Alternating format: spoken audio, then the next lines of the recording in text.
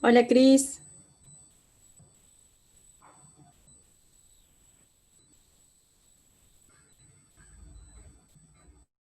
Hola, Euge, ¿cómo andas? Ahí ya le voy a poner, ahí puse en el grupo como para que no se cuelguen. Hola. ¿Se escucha? Sí, a Ah, vos se te ahí, escucha bien. ahí Cris, ahí te escucho bien. Sí, debo tener el micrófono re alto. A ver, ahí me voy a fijar porque no sé por qué se desconfigura cada vez que entro. No, Ahí voy. se escucha de 10, así Ah, que ¿no se tranqui. escucha muy alto? Perfecto, Ah, perfecto. bueno, bárbaro. Feliz día, Cris.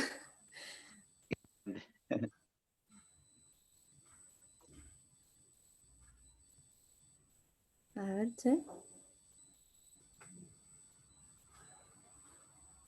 Yo escucho bajito. A ver, voy a ver.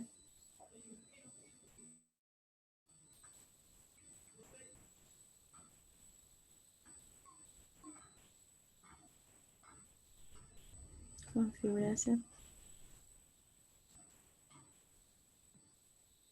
Está bien.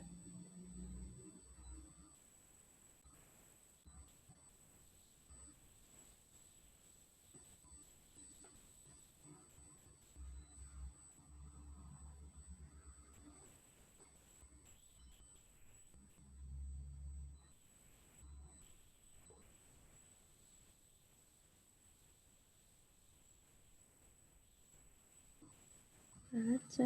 Acá está.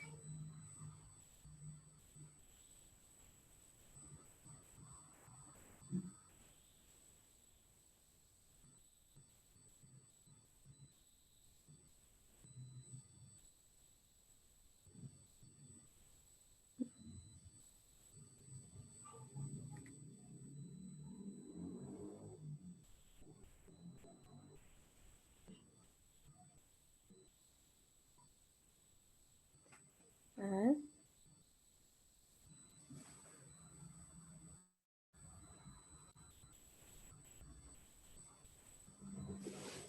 Cris, ¿estás ahí?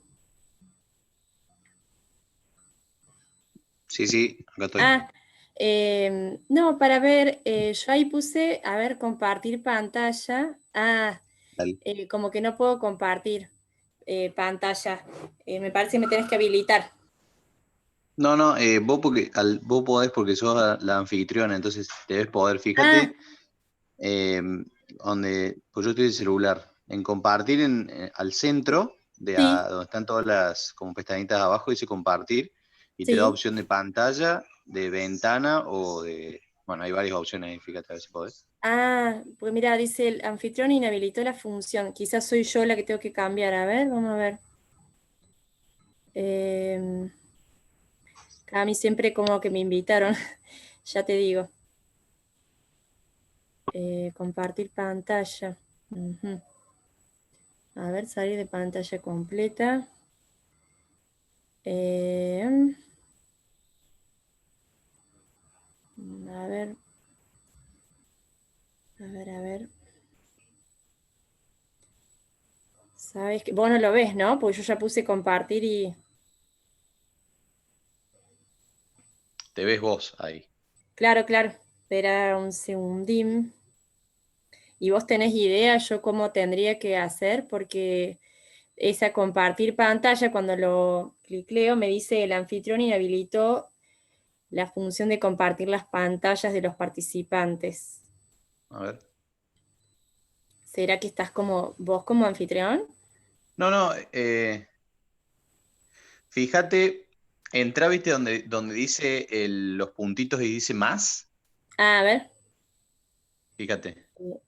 Claro, acá no los Donde tengo. A ver. diga, fíjate Sí, y si hay más. alguna opción que diga habilitar compartir pantalla. Participantes, claro, no, eso ya me había fijado, pero a ver, me voy a fijar. Eh, mm, mm. A ver, no. Cancelar. A ver. Llega todo esto, Cris. Me parece que están todos festejando el Día del Médico. Nada, A siempre, ver. siempre tardan unos minutos. eh,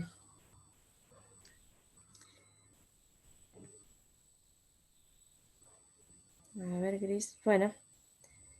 Cancelar. Vos debes aparecer como anfitrión ahí. Claro, no me sale. Eso es lo que no puedo. Voy a volver a quizás. A ver. Fíjate, porque ahí aparece que vos ya estás grabando, digamos, estás vos como anfitrión. Sí. Lo que pasa es que cuando clicleo. ¿Sabes que voy a volver a entrar? Entro por las Dale. dudas. A ver.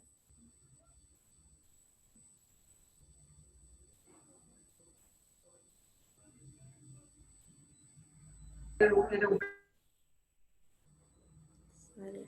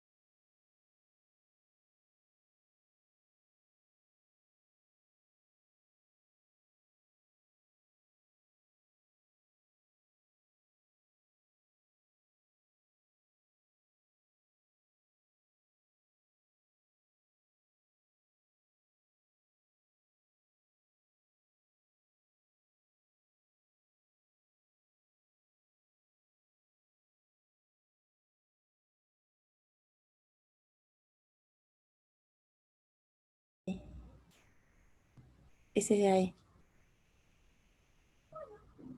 No, viste, no me da. No, ahí está en edición de video ese. Detener. No importa. Bueno. A ver.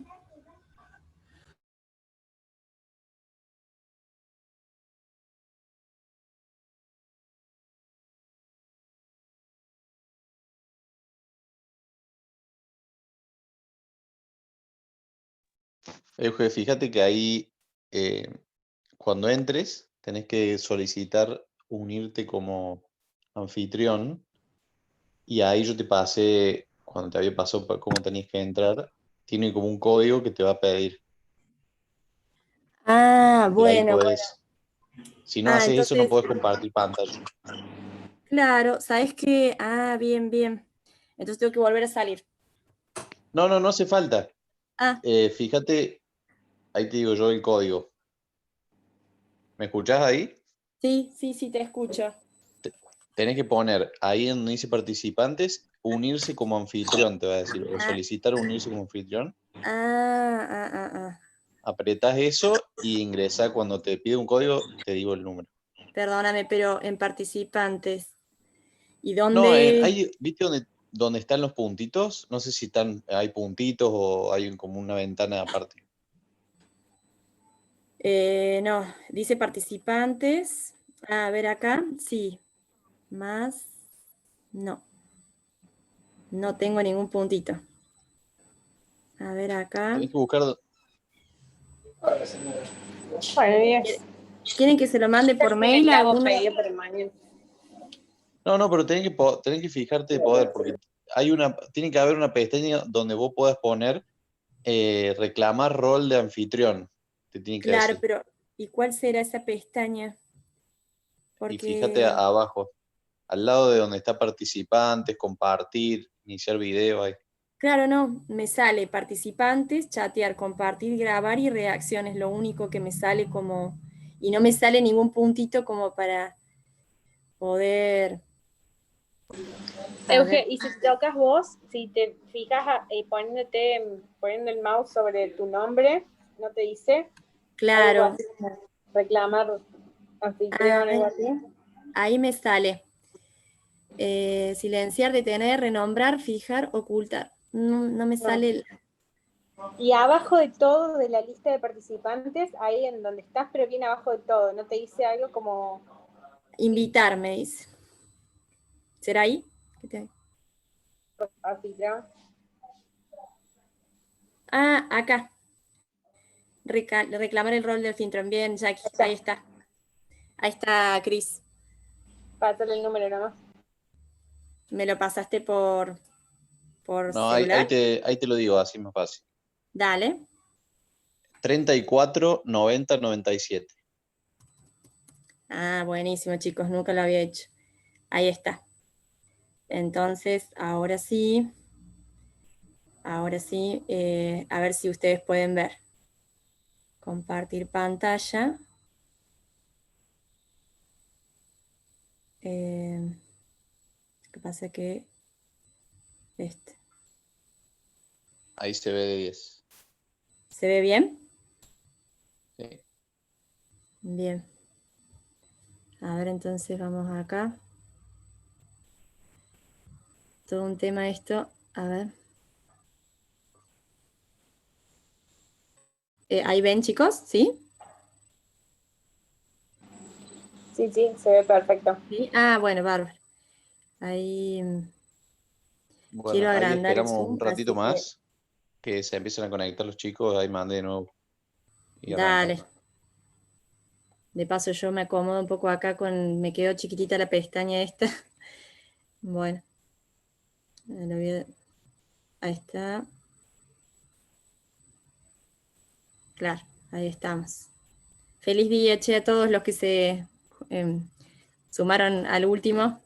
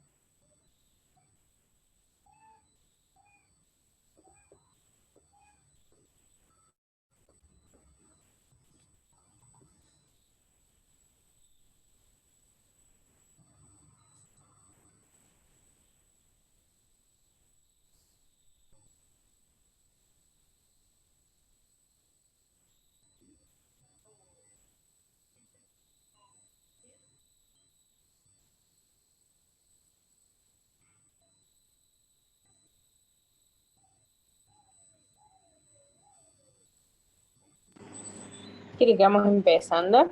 Ya escribo ahí en el grupo que estamos conectados, pero para que no sea tan tarde. Total, esto va a quedar grabado. Dale. ¿Parece? Bien. Bueno, Les hago una pregunta. ¿Todos ven la pestañita de los participantes? ¿Quieren que la saque?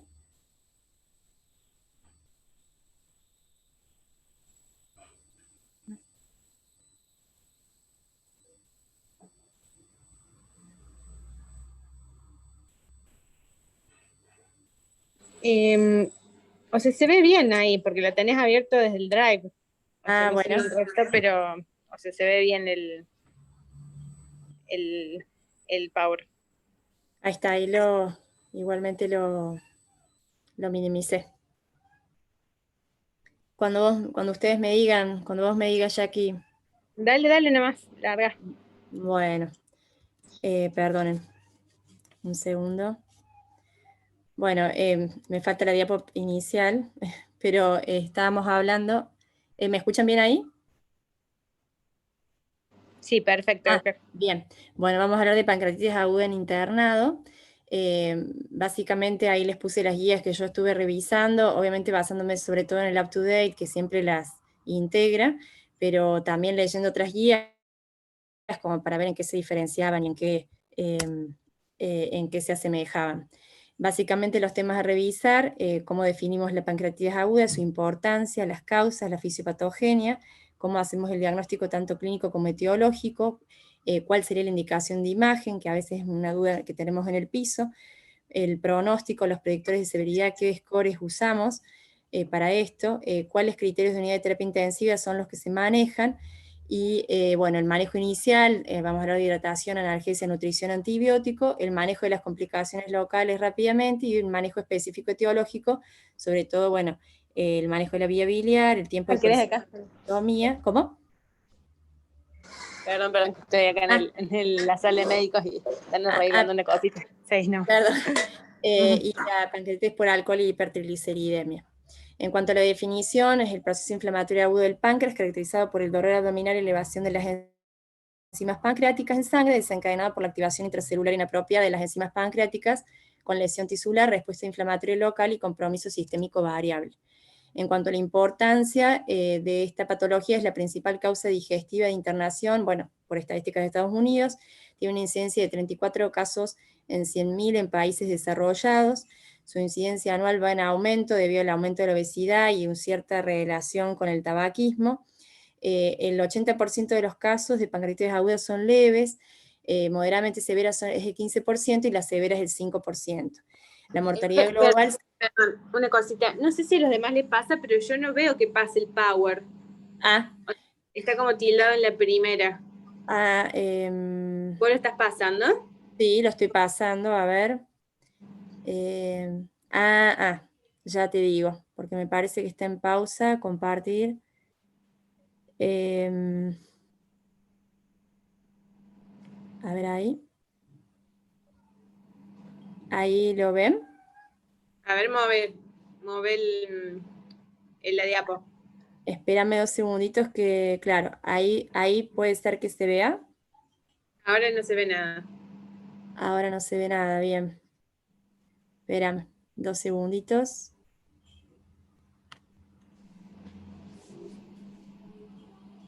Ahí, a ver si ahí se ve. Ahí, para que se está compartiendo. Ahí está, perfecto. Listo. Ahí sí, bueno. Sí, ahí está en la diapo de importancia clínico-epidemiológica. Bien, perfecto. Me avisan si no. Sí, bien. Dale nomás. Entonces, hablábamos que la mortalidad global es el 5%, pero es variable, en las formas leves 3% y en las formas más severas 17%, aunque es más baja en los centros especializados. La mortalidad es mayor al 50% si hay fallo no persistente. Y bueno, le pregunté a los de gastro si había una estadística del hospital y bueno, me dijeron que no hay ningún trabajo sobre eso. Ahora no me pasa a mí la diapo. Será por eso que... Ahí está. En cuanto a la causa de la pancreatitis aguda, el UpToDate la divide en distintas etiologías. Me pareció más conveniente dividirla en orden de frecuencia. Las causas más frecuentes en la mayoría de las guías son las dos, la biliar y la alcohólica. Obviamente en países en desarrollo la alcohólica es la más frecuente, pero bueno, en los países desarrollados es la biliar. por un 40-70% de los casos. Otras causas que son menos frecuentes, pero que las hemos visto incluso en estos años de internado, la hipertrigliceridemia con 1 a un 14% de incidencia, y la post-ERCP, que es así, yo creo que la vemos frecuentemente, aunque no estaba bien puesto el porcentaje, sí está puesto que en el 3% de las ERCP diagnósticas hay pancreatitis aguda como complicación y el 25% de las terapéuticas. Y una causa que me parece que en orden de frecuencia también es importante, que sería la idiopática, sería aquella pancreatitis que luego de estudios extensos no encontramos una causa. Eso corresponde al 15-25% de las pancreatitis totales, y en general la causa más común es la genética. Sobre todo si el paciente tiene menos de 35 años. Esto un poco difiere de las guías, porque las guías dicen que la causa más frecuente de las idiopáticas son las alcohólicas, pero en verdad las verdaderas idiopáticas son aquellas las que no encontramos, la causa más frecuente son las microlitiasis, pero eso difiere porque en verdad con los nuevos métodos de endoscopía y de la ERCP, esas microlitiasis se detectan en un 20-40% de los casos y queda la idiopática como la causa más frecuente, la genética. Entre las menos frecuentes, las drogas, los diuréticos, la cetioprina, el Bactrim, sí hemos visto, el pancreatitis por Bactrim, las pancreatitis agudas por fármacos tienen mejor pronóstico. Las infecciosas, bueno, dentro de las infecciosas la parotiditis como la más frecuente, y el HIV, que en verdad se relaciona sobre todo también por el tratamiento y por las complicaciones, entonces no es como que hay que pensarla como no es patognomónico, ¿sí? Es decir, no hay que pedir un HIV a todo paciente con una pancreatitis de origen desconocido. La traumática, en ese involucran por trauma violento y por la ERCP o cirugía, las típicas pancreatitis post-DPC, las congénitas. En estas, el coledococcele y el páncreas divisum en verdad está como discutido, al igual que la disfunción del esfínter de Oddi, está discutido como que sea una causa realmente de pancreatitis, dado que se estudió que en esos pacientes hay una alta prevalencia de una mutación del el receptor de la conductancia de la fibrosis quística. Entonces sería más esa la causa que la anomalía en sí. Otra causa poco frecuente, la isquémica, la vasculitis, entre ellas la PAN, el lupus, pueden asociarse a pancreatitis, y lo ponen como miscelánea la post-ERCP, pero yo lo marqué porque lo real, no sé si ustedes están de acuerdo, nosotros en el piso lo vemos bastante, los pacientes que hacen pancreatitis post-ERCP. Dentro de las genéticas, hay varios genes que están estudiados, sobre todo remarqué este de la fibrosis quística, que puede dar pancreatitis incluso sin expresión de la fibrosis quística, es decir, sin manifestaciones de fibrosis quística, incluso con test de sudor negativo. Algo así importante de las causas más frecuentes de la biliar es que solo el 3%, 3 a 7% de los pacientes con litiasis vesicular desarrollan pancreatitis, o sea, un porcentaje dentro de todo bajo.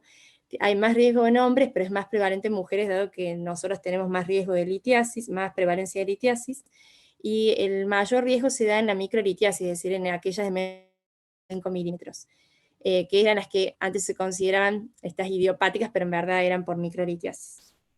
La alcohólica, que es el 25-35% del total, se da en el 10% de los alcohólicos crónicos, pero tiene que ser realmente un consumo prolongado, más de 5 años y más de 50 gramos por día. Es controvertido esta asociación del alcohol con la pancreatitis crónica, tanto subyacente como progresiva, es decir, se pensaba que el alcohol llevaba a pancreatitis crónica, pero está demostrado que hay pacientes que hacen pancreatitis agudas sin complicación a cronicidad. En cuanto a la fisiopatogenia, el mecanismo inicial es desconocido, es decir, no se sabe por qué solo algunos pacientes desarrollan pancreatitis aguda, como dijimos, solo el 3% de las biliares, solo el 10% de los alcohólicos. En cuanto a la fisiopatogenia, se estima que hay un mecanismo inicial que desencadena una cascada común, eso lleva a cambios precoces en el paciente y luego a una respuesta sistémica. En cuanto a la cascada común, en cuanto al mecanismo inicial, el alcohol es como que sensibiliza a las células pancreáticas, también sensibiliza a las células a infecciones virales, hay como toda una teoría que no está demostrada. En cuanto a la etiología biliar, se sabe que la obstrucción biliar genera como un reflujo biliar y eso generaría una lesión en la célula cinar y obviamente activación del simógeno. Y en cuanto a la causa genética, habría como una activación inadecuada de los simógenos. Ese mecanismo inicial llevaría a una cascada común, que estos se han descrito como 4 fases en modelos animales. La fase intracelular, donde se caracteriza por un aumento intracelular del calcio, una alteración en lo que es el aparato de Golgi, en lo que es los lisosomas, con una activación de los zimógenos y con destrucción celular.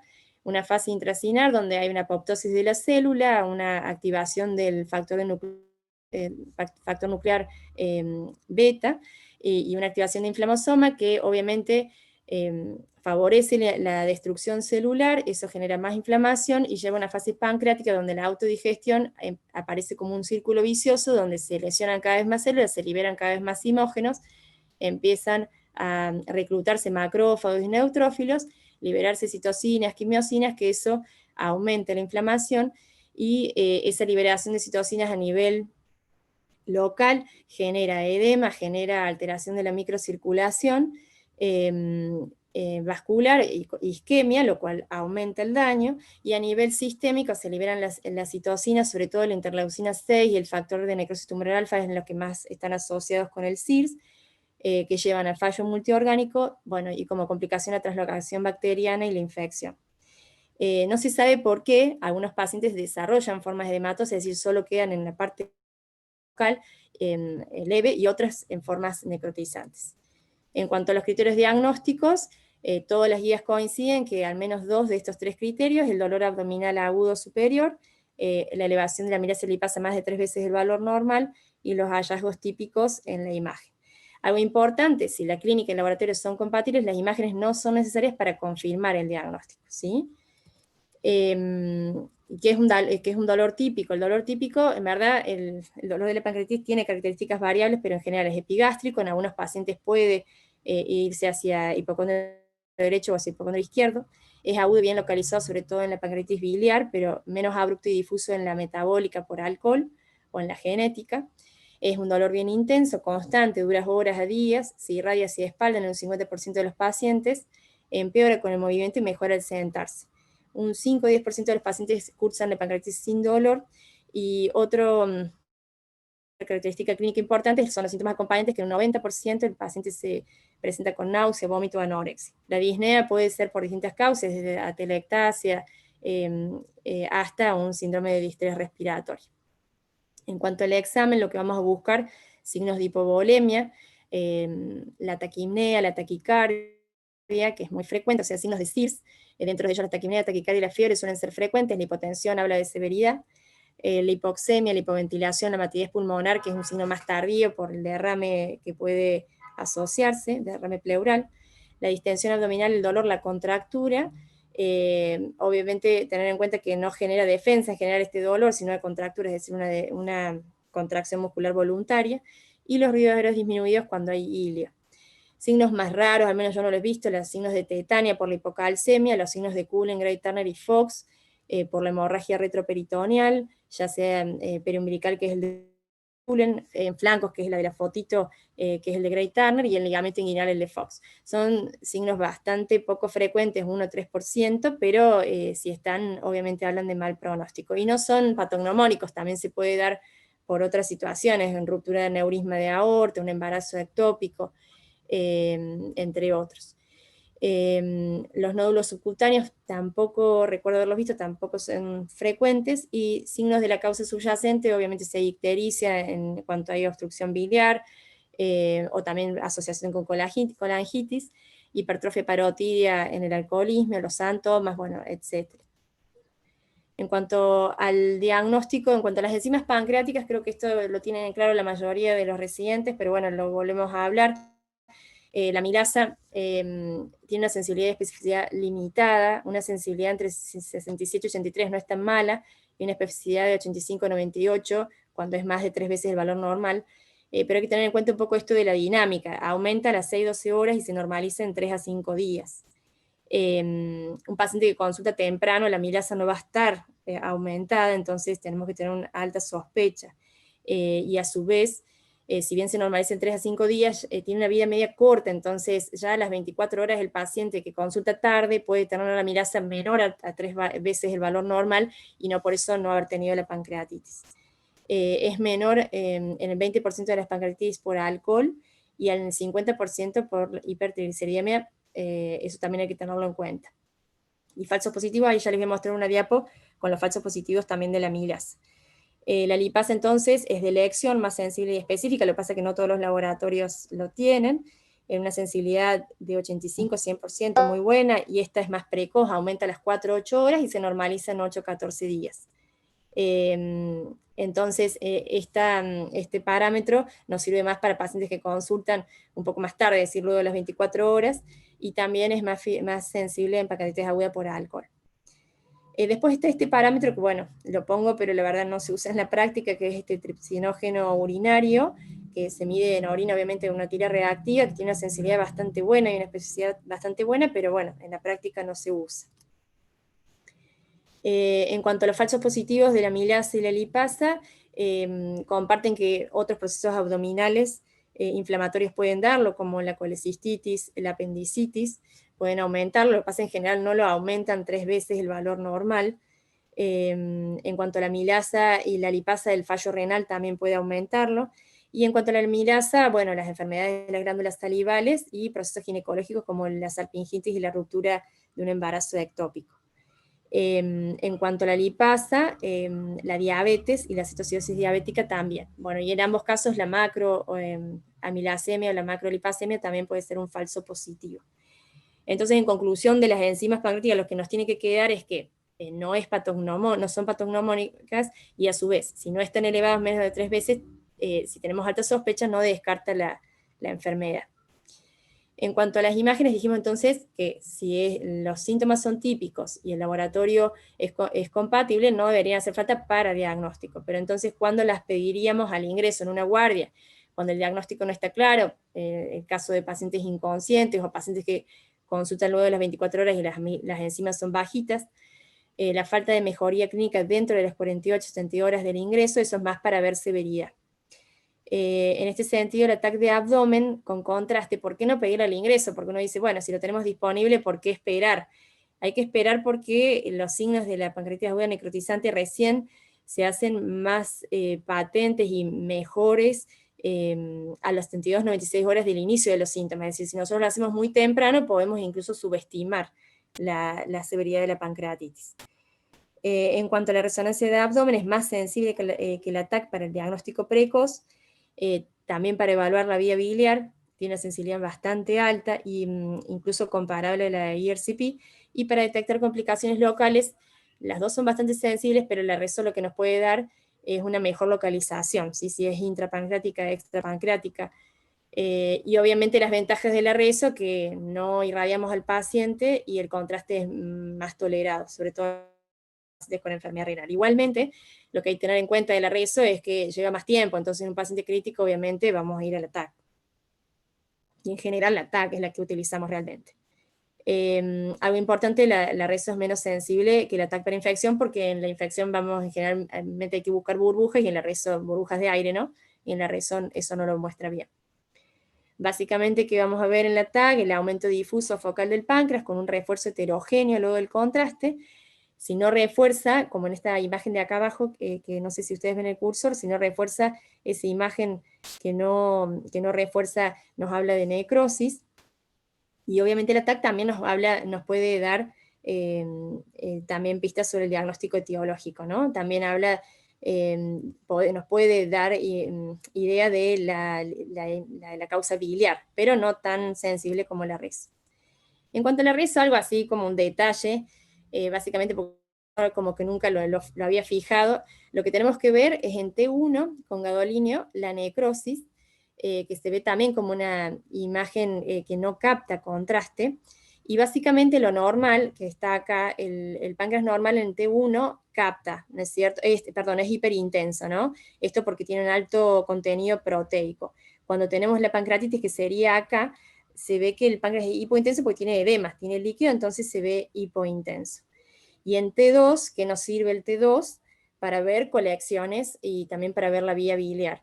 Entonces las colecciones en T2 van a ser hiperintensas, el líquido es hiperintenso, y la pancreatitis, bueno, ahí no hay una imagen, pero la pancreatitis en T2, el páncreas se vería más hiperintenso. Las colecciones, como se ve ahí en esa imagen del asterisco, se ven así bien hiperintensas, y la vía biliar, la bilis se ve hiperintensa, nos puede mostrar el defecto de obstrucción distal.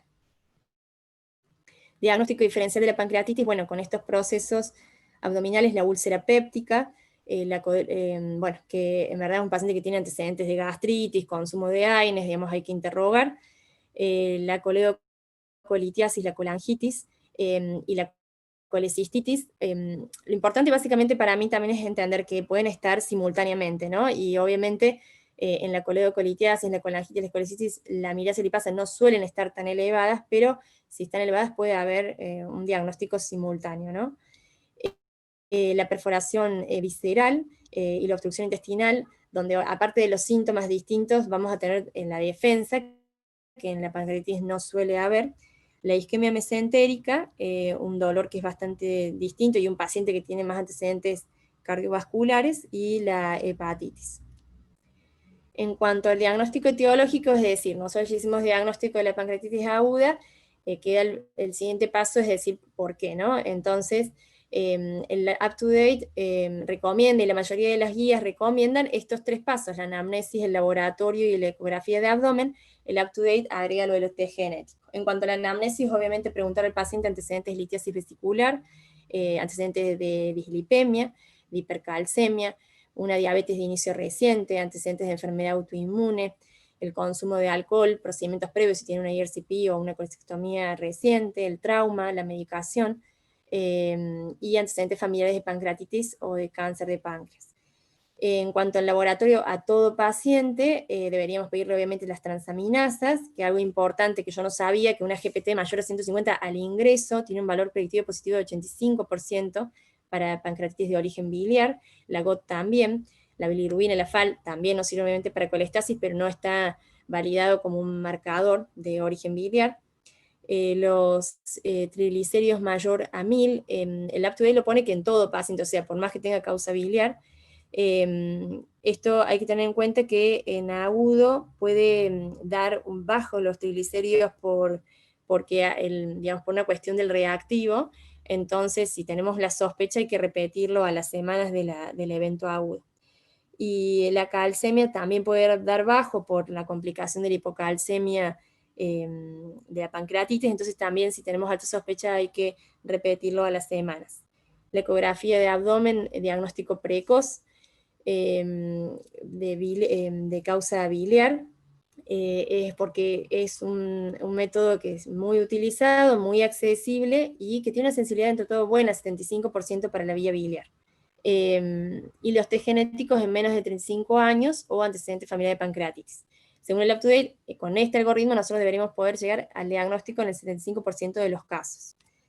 Algo importante que me pareció de la eco, esto es lo más precoz, es decir, todo paciente que entra con pancreatitis aguda debería tener una eco, independientemente del valor de las transaminasas. Me hizo acordar a las guardias, ¿no? Que uno le presentaba al paciente al ecografista y te preguntaban qué transaminasas tenía, ¿no? Como que si no tenía signos de colestasis no te la hacían. Bueno, hay que hacerla por más que no tengan elevación de las transaminasas. La sensibilidad es muy buena, 75% para evaluar la vía biliar, pero obviamente que disminuye si el paciente tiene hilo y tiene aire intestinal. Disminuye el 25-35% de los pacientes, no nos puede dar diagnóstico. También es baja la sensibilidad para evaluar el compromiso extrapancreático y la necrosis pancreática. Algo así, no sé si sabían, pero bueno, la inflamación se ve hipoecoica, la necrosis hiperecoica, que es la flechita azul, y el líquido obviamente se ve anecoico. Una vez que hicimos ese diagnóstico, si no llega ese algoritmo, si no llegamos al diagnóstico, están indicados otros estudios, sobre todo para disminuir el riesgo de recurrencia. Entre los estudios, el de elección es la econdoscopia, que bueno, en el hospital no lo tenemos disponible, al menos creo que no hay todavía. Esta econdoscopia es lo más sensible para buscar tumores pequeñitos, para buscar microlitiasis, incluso se toma muestra de la bilis para ver barro biliar, y para anormalidades anatómicas. Pero bueno, si no está disponible, la resonancia con secretina es un estudio muy, muy sensible y específico también, y también la tomografía con contraste. Algo importante que me pareció que varias guías coincidían, cuando no encontramos causa y el paciente tiene una diabetes de inicio reciente, bajó de peso, obviamente considerar que puede tener un cáncer y buscarlo, ¿no? Entonces, este tema de los tumores pequeñitos que no se ven en la reso, es importante tener la lecondoscopía como un método que, si bien no se hace en el hospital, es un método que deberíamos hacerle al paciente. Y lo otro importante, que la reso, que me parece importante, la reso, calculitos de 5 milímetros no los detecta, que a todo esto son los que, la colangioreso, son los que van a dar pancreatitis. Entonces también tener en cuenta que si es negativo, bueno, también la econdoscopía deberíamos utilizarlo algo más.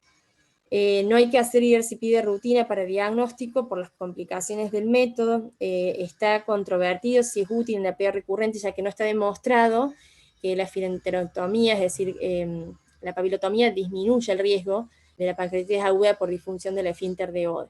Solo deberíamos hacerle si hay una alta sospecha de un neo de colécodo distal y no se llegó al diagnóstico con los otros métodos. Bueno, y ya vamos a ver más adelante en la pancreatitis aguda con colangitis si es indicación. En cuanto a la severidad, ¿sigo o hay alguna pregunta hasta ahí? Seguimos. En cuanto a la severidad de la pancreatitis, hay una clasificación que es la que más se utiliza ahora, que es la de Atlanta, que combina parámetros clínicos, radiológicos y bioquímicos, es la más completa, que la divide en leve, moderadamente grave y grave. La leve no tiene fallo orgánico, no tiene complicaciones locales ni sistémicas, que es la más frecuente. La moderadamente grave es la que puede cursar con fallo orgánico, pero es transitorio, es decir, en 48 horas resuelve, y puede tener complicaciones locales o sistémicas. Y la grave es la que se define cuando el fallo orgánico ya es mayor a 48 horas. Esta diferenciación es muy importante porque el fallo orgánico persistente progresivo habla de una mortalidad de 21 al 55% respectivamente. En cuanto a las complicaciones locales, tenemos las colecciones, la trombosis venosa, que es en el 50% de las pancreatitis por necrosante, tenemos esa complicación, la gastroparesia, la necrosis colónica y la infección. Entre las sistémicas se refiere a la exacerbación de comorbilidades previas, cardiovasculares, pulmonares, diabetes, etc. Y el fallo de órgano, diferencial si es transitorio o persistente. En cuanto al fallo de órgano, lo definen por la clasificación de Marshall, que son estos 3 puntos, la PAFI, la CREATI y la tensión arterial. Una puntuación de 2 o más en estos ítems define ya la presencia de fallo de órgano. Entonces, ¿cómo deberíamos hacer? Ya vamos a hablar de los scores, pero lo real es que como clínicos deberíamos analizar varios factores, es decir, no quedarnos en un score.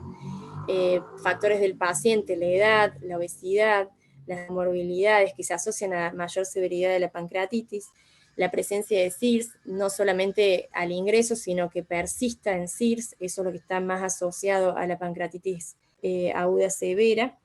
Y en el laboratorio, algo que me parece interesante, que lo más fidedigno para severidad es el BUN, que bueno, nosotros no lo sacamos, al menos yo nunca lo he sacado así de manera habitual, y la creatinina, que eso sí, obviamente nos fijamos, que tiene un alto valor predictivo negativo, es decir, una creatinina normal a las 24 48 horas, y obviamente una clínica compatible nos haría pensar que la pancreatitis no es leve, e incluso podríamos, si no tenemos disponible TAC, podríamos no hacerle TAC de control a ese paciente. La hemoconcentración sí se asocia a mayor severidad por el tercer espacio y la hipovolemia. La PCR, también importante, mayor a 15 a las 48 horas, tiene un valor predictivo negativo bastante alto. La PCT, que tiene un valor predictivo positivo, una sensibilidad, bastante alta para cuando estamos pensando en infección, necrosis infectada. Y el TAP urinario, una vez más, lo ponen como un marcador, pero bueno, que yo creo no lo tenemos disponible. En cuanto a los hallazgos radiológicos, el derrame pleural también se asocia a mayor severidad, los infiltrados pulmonares compatibles con distrés y las colecciones pancreáticas y extrapancreáticas, múltiples o extensas también, ¿sí? Una guía que es la de la IPA, que es del 2013, agrega la respuesta al tratamiento, es decir, que este concepto es dinámico, el paciente ingresa y debemos hacer valoraciones frecuentes para ver cómo se va comportando. Si ingresa hipotenso, lo reanimamos, mejora, es una cosa, si ingresa hipotenso, lo reanimamos, no mejora, obviamente es peor pronóstico. Entonces, ¿qué deberíamos pedir para medir severidad? Al ingreso y seriado, el hemograma, la PCR, la urea, la creatinina, la calcemia, los gases y el láctico, el ionograma, la glucemia, el LDH y la PCT. Algo importante, que creo que todos lo saben, pero para remarcar, no es necesario hacer un control de las enzimas pancreáticas. Hay un estudio que mostró que aumenta la morbilidad, aumenta la estancia hospitalaria en las pancreatitis agudas leves, y no es criterio de severidad. Entonces no deberíamos pedir, salvo que el paciente muestre signos de deterioro o estemos sospechando alguna otra complicación como la ectasia ductal, pero son cosas muy concretas, es decir, en la pancreatitis aguda leve no deberíamos pedirlo seriadamente. En cuanto a la placa de tórax al ingreso, antes de 24 horas el paciente debe tener una placa de tórax, que yo al menos me parece que en las que recibimos de la guardia no todas tienen. Es anormal en el 33% de los pacientes y obviamente vamos a buscar derrame pleural, signos de distrés.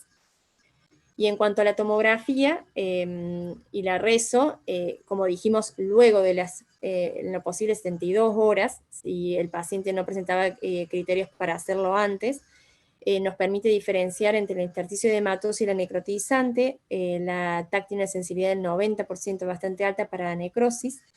La reso tiene mayor resolución para localizar las colecciones y la necrosis, pero tener en cuenta, acá hay una clasificación obviamente que hablaba de más riesgo de pancreatitis severa, pero tener en cuenta que no son las alteraciones morfológicas, sino el fallo de órgano el que se va a asociar a mayor severidad de la enfermedad. Este score, que es el de Baltasar tan conocido, se hizo sobre todo con estudios donde se manejaba distinto la necrosis y las colecciones, y hablaban de que un puntaje mayor a 4 aumentaba la morbilidad y un puntaje mayor a 7, tanto la morbi como la mortalidad, a un 92% de morbilidad, un 17% de mortalidad. Pero lo que hablan las últimas revisiones es que en verdad, ¿por qué lo aumentan? Porque también aumentaban los métodos invasivos, la invasión. En cambio ahora se sabe que un tratamiento conservador va a disminuir esa morbimortalidad. El Baltasar rápidamente, tenemos el grado más leve, que es el páncreas normal, luego sigue el edema difuso, luego la inflamación peripancreática, luego una colección única, y otra es varias colecciones múltiples, que es el grado más severo. Y en cuanto a la necrosis, una necrosis menor al 30, una necrosis ya entre 35 y más del 50. Obviamente a mayor necrosis y a mayor lesión, más severidad. En cuanto a los tipos de colecciones, acá bueno, está bastante claro. Sobre todo tenemos que ver el tipo de pancreatitis que tenemos y el tiempo de evolución. En una pancreatitis edematosa, antes de las 4 semanas vamos a tener colecciones líquidas peripancreáticas agudas, ¿sí? Si el paciente, ese mismo paciente evoluciona, o sea, no reabsorbe y mantiene la colección, se forma toda una cápsula que es el pseudoquiste. Eso en general se da luego de las 4 semanas de la pancreatitis aguda. En cuanto a la pancreatitis necrótica, cuando tenemos colecciones en general son intrapancreáticas o extrapancreáticas y se llama colección necrótica aguda antes de las 4 semanas. Luego de las 4 semanas se suele encapsular y es la necrosis encapsular. En la imagen esto se ve homogéneo, en las edematosas el líquido es bien homogéneo y en las necróticas como un componente sólido, semisólido. Y para hablar de los scores, bueno, todos creo que los conocen, saber que hay muchos, que ninguno es superior que otro y que varios tienen la limitación de que como se hacen en las 48 horas no nos sirven para el paciente en la guardia, es decir, para saber qué paciente va a evolucionar mal. El fallo de órgano persistente progresivo es el mayor factor que nosotros tenemos que estar atentos, y pero no existe un predictor antes de las 48 horas de ese fallo de órganos, ¿sí? Entonces hay que individualizar como dijimos antes. El Ransom no debería usarse más, porque tiene un poco valor predictivo. El Apache 2 es muy complejo, se puede hacer diariamente, es complejo, es el más fidedigno, pero lo real, no sé, yo no lo utilizamos en general en el piso. Sí, el SIRS, que tiene es bastante equivalente al Apache y es bastante cómodo y rápido y accesible, al igual que el BISAP, que también es equivalente. El Hamless, que son tres criterios, es más utilizado más en guardia, y el fallo de órgano, el de Marshall, como dijimos recién. Y el score imagenológico, que es el Baltasar. Todos esos scores, se hicieron varios estudios. Básicamente es un estudio retrospectivo que, bueno, comparaba estos 5 scores. Acá no comparan el Apache. Básicamente acordarnos que el Ransom y el Glasgow son los más viejos. Ambos son los que se necesitan 48 horas para desarrollarlos. El Harmless, que es el que se usa en guardia, que utiliza el dolor abdominal, el hematocrito y la creatinina, es fácil de calcular, digamos, ese es como bastante rápido, se podría utilizar en guardia. El BISAP, que ese es bastante bueno, bastante accesible, acordarnos que usa el BOOM, el deterioro del estado mental, el SIRS, la edad y el derrame pleural. Y este japonés, que es el que estos investigadores evaluaban, ya es más engorroso, y lo real es que en este estudio no compararon con el Apache, que se sabe que es el más fidedigno. Más que nada lo mostraba porque lo que podemos ver es que la mayoría de los scores son buenos para predecir lo que es la mortalidad intrahospitalaria y a los 30 días, pero no para reingreso, ¿no? Y si bien la sensibilidad varía, la del Ransom, miren que es como una de las más bajitas, y la del BISAP también, el valor predictivo de todos estos scores es negativo, el valor predictivo negativo es bueno, entonces un poco tenerlo en cuenta para eso. Quizás no me sirve para saber qué paciente se va a empeorar, pero sí para saber qué paciente puede evolucionar más leve.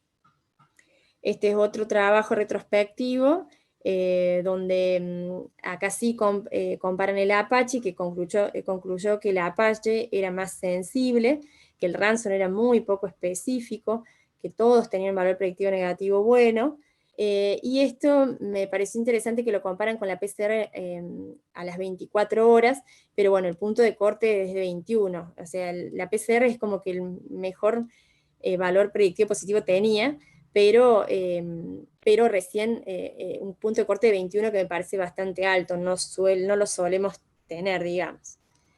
En cuanto a indicación de terapia, no hay duda que en las pancreatitis agudas severas tenemos que pasarlo a terapia, es decir, como dijimos, con uno o más daño de órgano blanco persistente.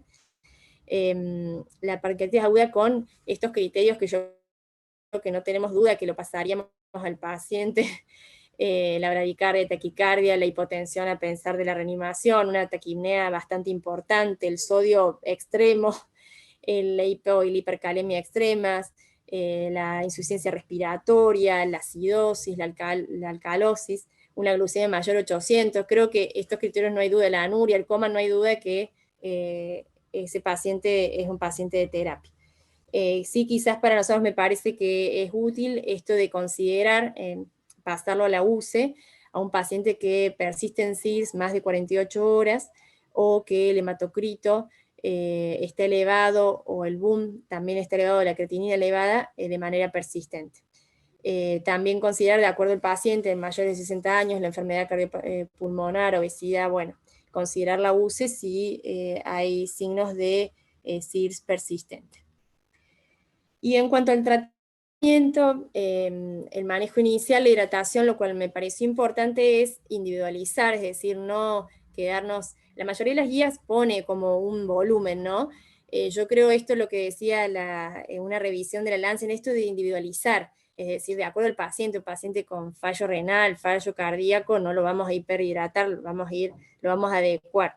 Pero básicamente, bueno, la guía, esta de la IAP, lo que sugiere 250-500 por hora, con soluciones cristaloides, que eso disminuye la morbimortalidad durante las si se pasa durante las primeras 12, 24 horas. Esto, el fundamento es que en la pancreatitis hay como una hipoperfusión, entonces no solamente hidratar por la hipovolemia, sino también para disminuir la hipoperfusión del páncreas. En los pacientes que están muy depresionados se pueden manejar con bolos. Hay muchas guías, pero no la de la AGA que es de 2018, esta es la del 2013, que pone que el Ringer lactato era como de elección, porque, porque no genera tanta acidosis y el fisiológico sí aumenta, hace una acidosis hiperclorémica, entonces podríamos empeorar la activación de los simógenos y de toda la inflamación. Sería como antiinflamatorio el lactato. Pero lo real es que la AGA, que acá es esta recomendación que les puse acá abajo, no, como que no lo reafirma, es una recomendación condicional. No lo puse, pero claro, no recomienda, o sea, pone que los dos son equivalentes. Algo importante es que no hiperhidratemos al paciente porque también empeora el pronóstico. No usar coloides, que ustedes son jóvenes, pero yo cuando empecé la residencia me acuerdo que el Voluben era como lo mejor considerado, que era el coloide, y está demostrado que empeora los resultados, que aumenta el fallo de órgano, incluso el fallo renal, así que no coloides, y no el Ringer lactato en la hipercalcemia porque tiene alto contenido de calcio. Está demostrado que esta hidratación adecuada disminuye la mortalidad dentro de las 48 horas, y cuando tenemos un paciente que lo estamos reanimando y está olivúrico, no pensemos que solamente está hipovolémico, sino que puede estar haciendo una NTA, ¿sí?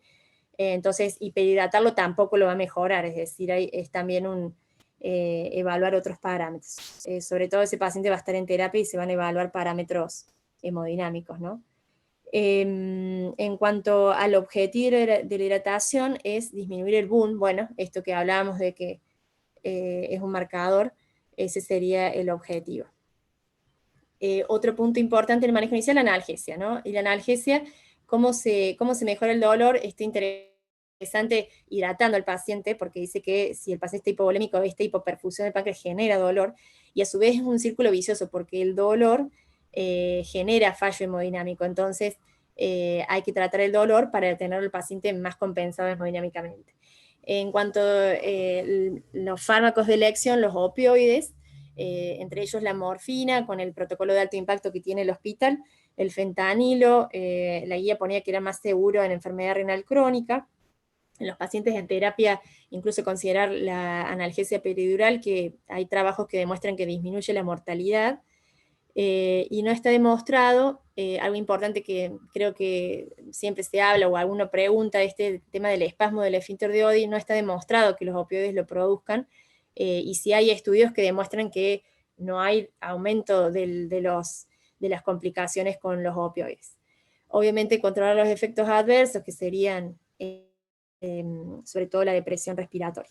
Y la meperidina, que antes se pensaba que era mejor que los opioides, si bien es una alternativa, pero al tener una vida media corta, lo que alertan es que se le da más rescates al paciente y se pueden acumular los metabolitos tóxicos y generar neurotoxicidad e incluso convulsiones.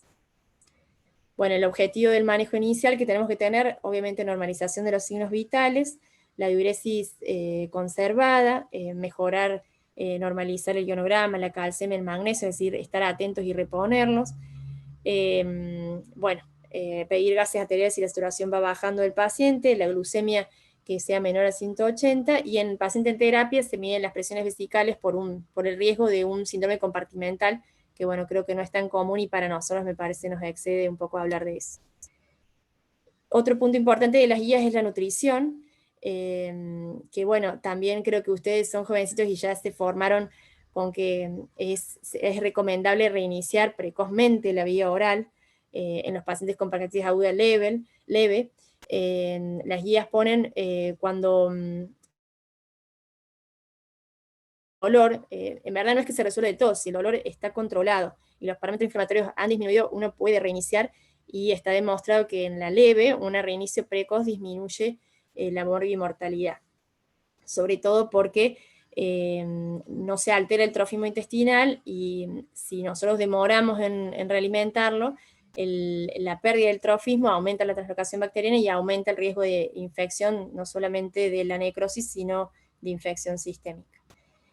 Algo interesante que me pareció es que no necesariamente tenemos que empezar con líquidos claros, o sea, una dieta blanda, sólida, baja en grasas se podría empezar. Bueno, a mí me da un poco de miedo, me parece que quizás con claros y después con dieta semisólida, dieta sólida, perdón, y en la pancreatitis severa deberíamos iniciar con nutrición enteral continua si la intolerancia oral persiste por 5 días. Esto de los 5 días me pareció importante porque, a ver, en la leve es la donde uno debería iniciar precozmente, pero en la más grave hay un estudio que demostró que dentro de las 24 horas no hay mejoría en los resultados si no lo empieza antes. Entonces, básicamente, las guías lo que ponen como punto de corte son esos 5 días. En la colección, la presencia de colección no es contraindicación para la nutrición integral y todas las guías están de acuerdo en que hay que evitar la nutrición parenteral, ya sea total como parcial, ya que está demostrado que aumenta la mortalidad porque aumentan las complicaciones asociadas a la nutrición, no solamente infecciosas, sino también de otro tipo. Y por esto también que hablábamos de que reiniciar la vía integral disminuye el riesgo de translocación bacteriana. El tema de si sonda nasogástrica o sonda nasoyeyunal parecieran ser comparables, es decir, que deberíamos, pues, si no tenemos disponible, es así, si no tenemos disponible la sonda nasoyeyunal, que tenemos que enviarlo al paciente a radiología, que es más engorrosa, podríamos empezar con sonda nasogástrica, aunque hay estudios que dicen que aumenta el riesgo de complicaciones respiratorias, entonces la guía de la AGA pone la de la sonda nasoyeyunal como primera instancia, y si no se puede, obviamente sí se puede la gástrica. En cuanto al antibiótico en pancreatitis, la infección extrapancreática ocurre en el 20% de las pancreatitis agudas y obviamente aumenta la mortalidad, pero los antibióticos deben estar indicados si uno sospecha tanto infección extrapancreática como infección de la necrosis, ¿no? Pero una indicación profiláctica de los antibióticos que antes se hacía pensando que mejoraba los resultados no se recomienda actualmente. Tanto como en la pancreatitis severa como en la necrosis. Si hay necrosis, no se recomienda indicar antibiótico de profilaxis. Si sospechamos infección, empezamos antibiótico empírico, pero si los cultivos son negativos y no hay foco, acordarnos de suspenderlo. Y en el caso de la necrosis infectada, es decir, aquel paciente que se deteriora o no mejora en 7-10 días, y sospechamos la infección de una colección, tenemos que hacer tratamiento que puede ser empírico o guiado luego de una punción, y está demostrado que ese tratamiento con antibióticos que penetren el páncreas, como los carbapenem, quinolonas, metronidazol, cefepime, ceftazidina, incluso pueden hasta demorar y evitar que el paciente tenga que ser intervenido, ¿no? Que esto también es distinto a años anteriores donde al paciente se lo invadía más directamente con estas complicaciones. Ahora el tratamiento antibiótico es de primera elección y de acuerdo a la evolución del paciente se ve si hay que drenarlo o no. El tratamiento antibiótico incluso hay varios estudios que demuestran que disminuye la mortalidad, casi la mitad, de 54-23%. En cuanto a las colecciones y a la necrosis, como dijimos, tratar el tratamiento conservador es de elección, dado que disminuye la mortalidad. ¿Cuál sería la indicación de drenaje de colecciones, ya sea pseudoquiste, necrosis encapsulada? Que el paciente tenga dolor, que estemos sospechando de una infección y que no esté controlada, la obstrucción gástrica, biliar o intestinal, la falta de mejoría clínica o el síndrome de desconexión ductal sintomático. Pero en todos estos casos, uno debería tratar de demorar lo más que se pueda el drenaje, aunque sea 4-8 semanas, para permitir que esto se encapsule y que el drenaje sea más exitoso. bueno, básicamente lo mismo que decimos, la necrosectomía precoz no disminuye, sino aumenta la mortalidad. El tratamiento mínimamente invasivo disminuye el fallo de órgano y la mortalidad. Eso demostró en un estudio que se llama Panther. Y bueno, básicamente las guías en esto creo que esto acuerdan, entonces que ser conservadores. Si con el tratamiento conservador el paciente no mejora, tratar de evaluar el tiempo y tratar de que si el paciente está estable, darle tiempo para que la colección se encapsule. Y en el caso de que tener que invadir al paciente, tratar siempre primero que sea mínimamente invasivo, es decir, con un drenaje por imágenes o drenajes endoscópicos, o ya si es cirugía por video, y dejar la cirugía a cielo abierto como la última opción. ¿Qué casos serían cirugías a cielo abierto de urgencia? Las hemorragias, en casos que tengamos como complicación una hemorragia, la isquemia, perforación o un síndrome compartimental abdominal. Algo interesante, ya estoy casi terminando, el tema de la trombosis en la pancreatitis. El diagnóstico es bastante frecuente, incidental en 1,24% de las pancreatitis. El tratamiento es el de la pancreatitis, salvo que tenga una extensión importante portal o avena mesentérica superior, y estaría indicada la anticoagulación. Lo pongo porque hemos tenido pacientes donde tienen, por ejemplo, ascitis pancreática, ascitis en contexto de posterior a una pancreatitis aguda, no se detecta causa, hemos tenido la trombosis como extensa como causa, y el tratamiento anticoagulante mejoró totalmente la evolución. Y esto que, bueno, me parece que estaba puesta, este es el caso de la necrosis infectada, que tenemos dos manejos, el guiado por la punción o el empírico. Saber que la punción tiene un 12-25% de falsos negativos, es decir, que el cultivo de negativo y el paciente tiene infección. Cuándo repetirlo. Si es negativo y el paciente sigue con mala evolución, considerar repetirlo cada 5 o 7 días. Si se confirma la necrosis infectada, si el paciente está estable, entonces dijimos antibióticos y observar. Si el paciente está inestable, obviamente cirugía de urgencia. Bueno, y lo que dijimos recién, que si con el tratamiento conservador no mejoraba, las técnicas mínimamente invasivas. Algo importante que creo que en general lo hablamos cuando tenemos algún caso en el piso, cuál es la indicación en la pancreatitis aguda biliar, cuál es la indicación de ERCP, y es en la pancreatitis que se asocia a colangitis. Está demostrado que la ERCP dentro de las 24 horas mejora y disminuye las complicaciones. No de rutina en la pancreatitis aguda severa biliar, es decir, que no sospechamos colangitis u obstrucción persistente del colédoco. En esos casos podríamos apelar más a la colangioresonancia o la ecoendoscopía más que la ERCP, por las complicaciones también de la ERCP. Y otra cosa importante, que bueno, yo nunca me lo había planteado, el tema de las ERCP prequirúrgicas en las pancreatitis leves no están indicadas, ¿sí? Esto de si tenemos la sospecha, hacer una ecoendoscopía o una colangioresonancia, pero pensando que si nos da negativa no descarta litiasis. Entonces yo creo que por eso en la práctica no se hace. Lo que se hace es el paciente va a la cirugía y se hace la colangio intraoperatoria. En los pacientes que no tienen colangitis, pero tienen tenemos que las enzimas, la colestasis aumenta, o tenemos en la imagen signos de obstrucción del hepático común, está indicada la ERCP, no tan precoz, sino que dentro de las 72, 96 horas, bueno, ahí no hay evidencia que antes, en estos casos, mejoren los resultados. Esto también un poco para entender a los gastro, digo, ¿no? Porque a veces uno se preocupa de que, no, bueno, hoy no, mañana tampoco. Bueno, si no hay colangitis, el paciente puede esperar, obviamente un tiempo prudencial, 3 a 4 días. Y en cuanto a la indicación de la colestectomía, no hay duda que en el paciente que tiene pancreatitis aguda biliar hay que realizarla, pero el tema está en cuándo, que también eso es algo que con los cirujanos nos ponemos un poco nerviosos, porque en general el paciente se va de alta, no se opera en la internación. Y esto, bueno, el up-to-date y las guías son bastante concretas en que el paciente debería ser operado previo al alta, dentro de la semana en los casos de pancreatitis aguda leve. dado que el riesgo de recurrencia de la pancreatitis aguda es el 18% dentro de los 90 días.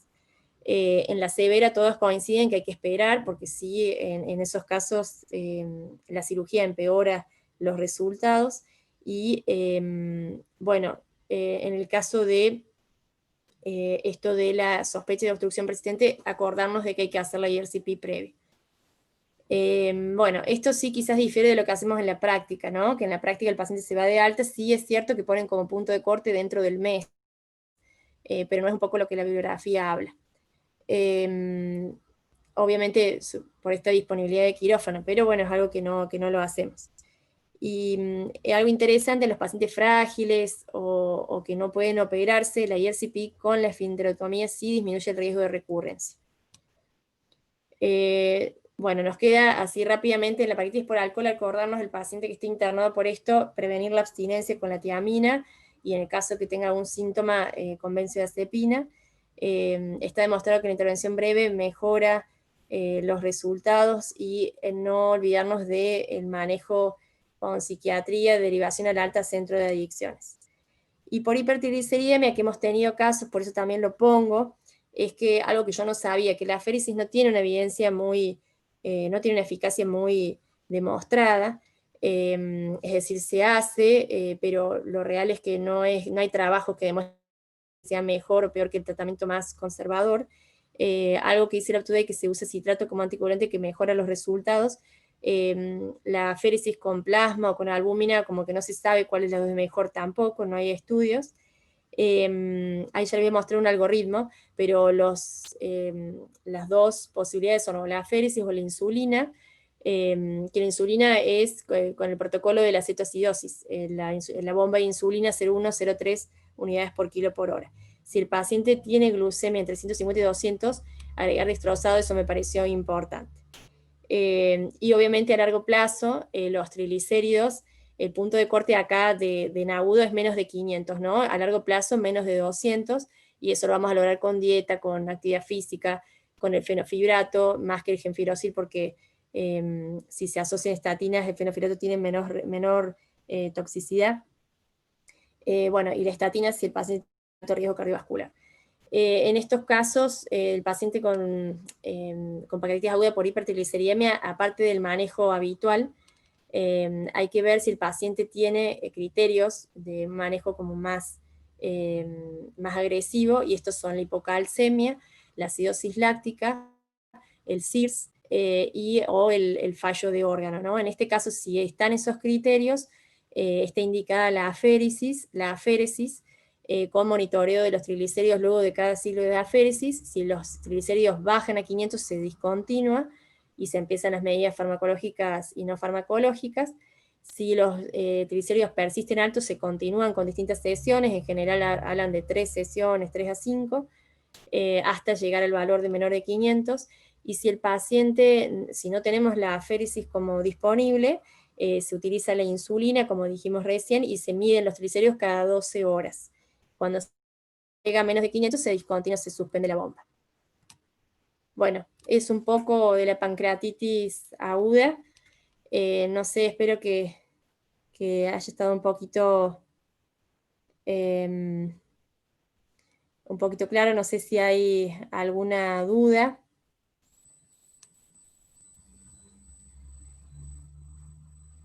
Si hay alguien de gastro por acá, creo que no, somos todos de clínica. Ah, la Caro Onoco.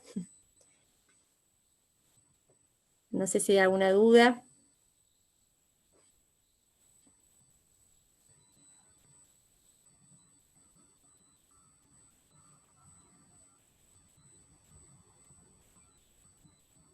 No, Euge, muy clara la clase.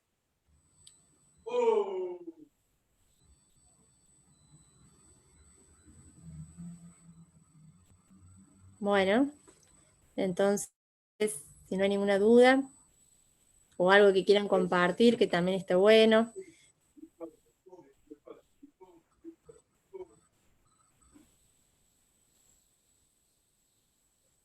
¿No?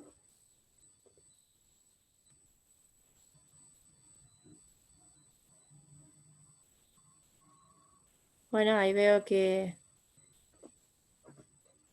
No sé, yo creo que bueno, es una clase bastante linda, no tiene tanta, no es tan controvertida como otros temas, pero estuvo bueno repasarla porque, bueno, la vejez ha hecho que hayamos, que quizás cosas, causas que eran raras cuando uno estudiaba, al final sí las terminamos de ver, sobre todo en el APROS, ¿no? Que hay de todo. Y bueno, esto de poder ver lo que hacemos y si es acorde a lo teórico, ¿no? Pero bueno, si no hay ninguna duda, yo digo que podemos terminar, ¿les parece?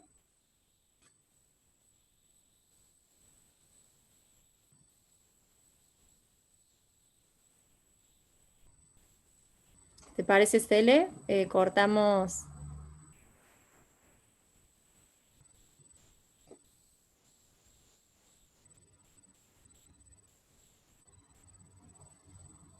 Bueno, no sé si están escuchando, quizás ya están en otra cosa.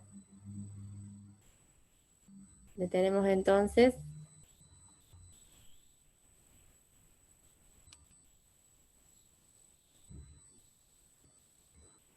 Bueno, les mando un abrazo y feliz día para todos.